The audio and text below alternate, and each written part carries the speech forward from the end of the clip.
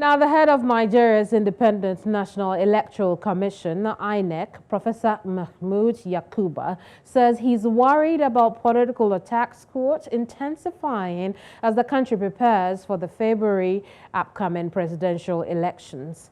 Yakubu had added that the commission had already tracked 50 attacks related to the polls in the first month of campaigning alone.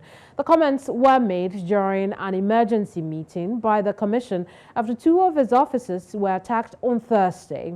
Suspected hoodlums on Thursday razed an INEC office in Ogun and Osun states, both in southwest Nigeria. So let's have a conversation on the back of this development.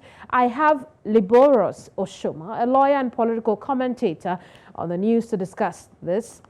Good evening to you, Liborous. Yeah, good evening. Great. Now, let's talk about these attacks. Two of them in one day, unprecedented, you may say, but what was your immediate thoughts when you first heard of the attacks? Yeah, it is not unprecedented because this is not the first time you're seeing multiple attacks of this nature. You remember sometimes in 2019 also, there were multiple attacks on INEC offices in Akwa Ibom. After that, in 2020 and 2021, there were also multiple attacks in INEC offices in Imo State and somewhere around the eastern, most of the eastern state also. You know, there have been consistent attack on most of these INEC offices, and you cannot rule this out from the desperation of our politicians. You see the way the politicians and their supporters are drumming songs of war. In fact, it was so bad that in 2015 that there were predictions that Nigerians were not going to go beyond that election and that it was going to disintegrate because politicians see elections as war. And their supporters also will do any and everything to ensure that they find a way of reducing the votes of their opponent's stronghold, including burning down INEC offices. Because as we speak now, some of these places that have been affected, definitely elections will not take place in those areas. At the end of the day, you know, we talk about the rule of the majority. So I think that we should not just, INEC should not just be holding emergency meetings.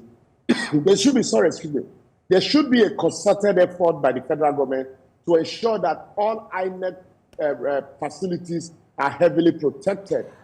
So what are some of the suggestions?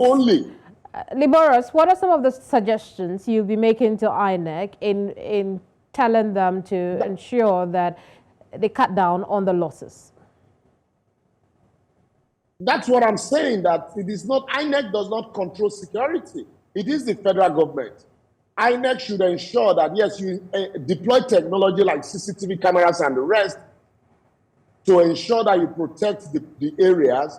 But government, the federal government also should deploy the military and the security personnel to ensure that all INEC facilities are protected, are heavily protected.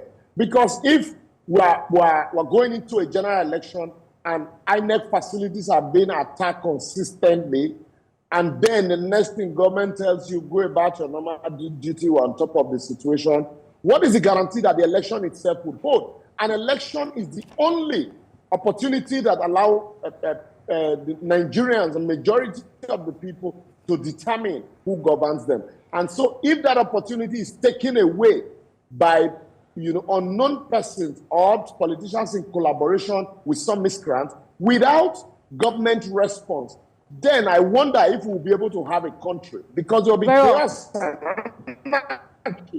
because the opportunity for determining leadership would have been taken away. So that's why the federal government should not just see this as an INEC thing. The Nigerians should not just see it as an INEC thing also. Liborous, thank you so much for your insight on this subject.